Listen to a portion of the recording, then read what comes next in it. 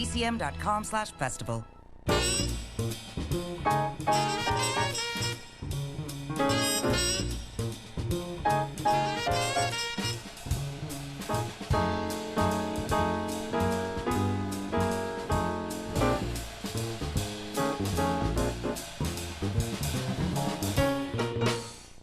Hi, I'm Tiffany Vasquez, and I have to say, TCM is a big part of my life. It's on at my house, I go to the film festival every year. I even got to sit down with Robert Osborne and talk about one of my favorite films during their 20th anniversary celebration last year. So when they called to ask me if I'd like to host a spotlight on movie Girlfriends, I jumped at the chance. And here I am.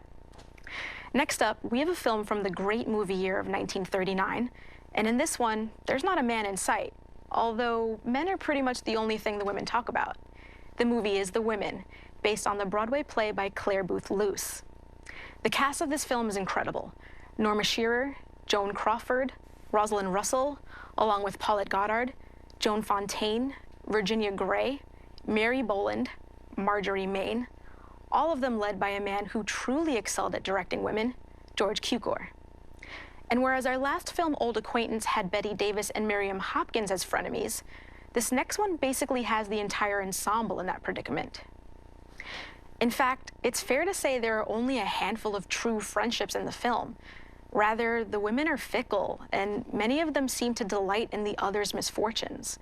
And the tone is set at the very beginning, when we see the animal equivalence of supposedly what each of these women's characters are all about, and also during the very first scene, which involves two female dogs barking at each other.